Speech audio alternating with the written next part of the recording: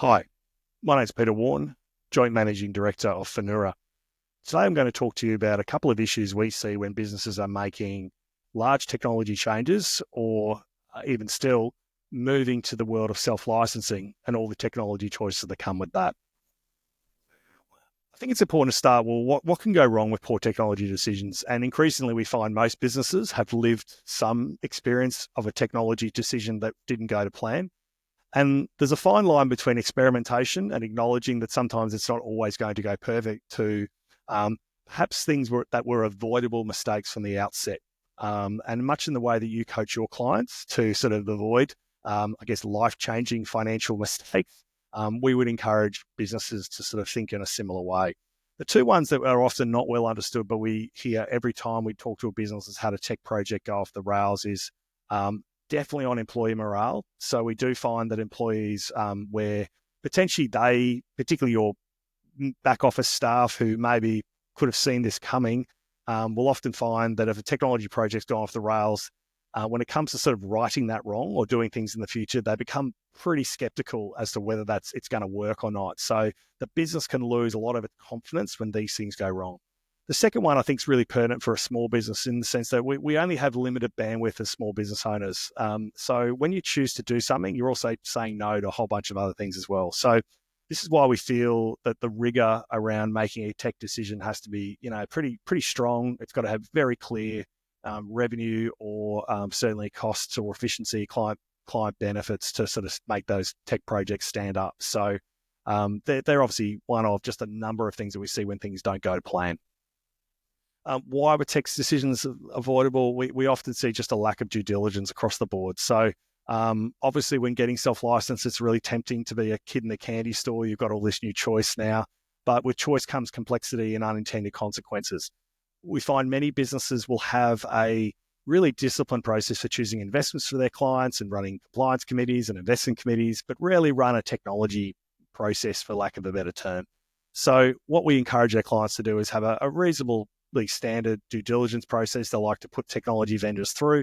I don't think it has to be exhaustive, but the really important aspect of this is that you go in eyes wide open, knowing exactly what you're getting when partnering with a software vendor and maybe not finding out when it's a little bit too late. We do hear many stories of businesses that have engaged with software vendors for many years and still get a finished product. Again, all things which probably would have been sort of shaken out through a formal due diligence process.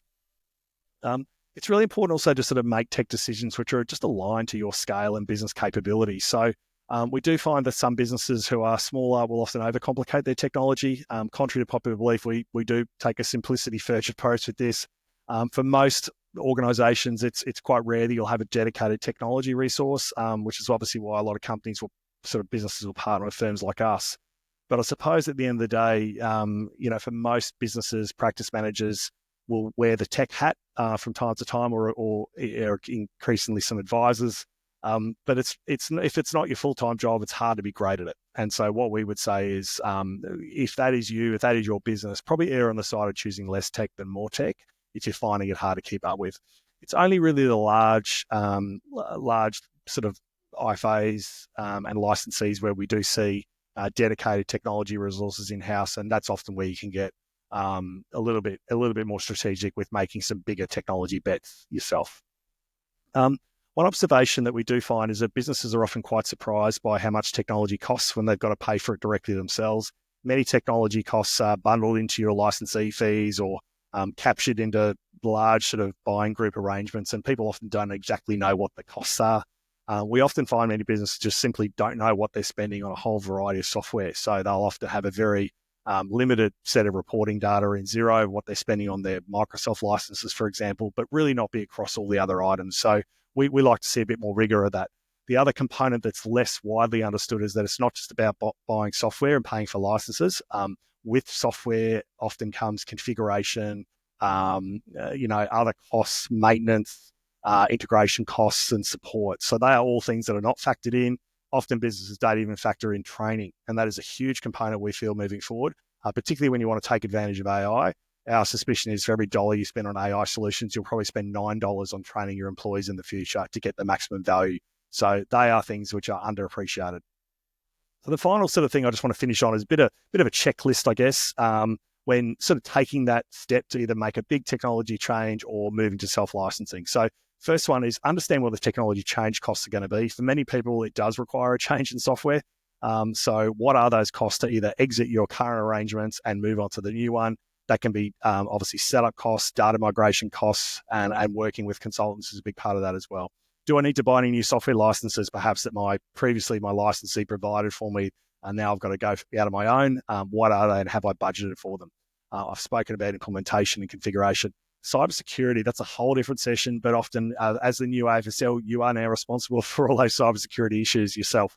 So have I got the necessary infrastructure and relationship with a managed service provider? Due diligence is obviously something which is self-evident. And the final one is just resourcing responsibility. If I can't lean on the resources that a licensee might have provided me in the past, who are the people in my business that are going to pick up the slack, or who are the partners I can work with to deliver on that? Anyway, that's just a few little tips and tricks we've seen across the board on how to make go eyes wide into a major technology or licensing change.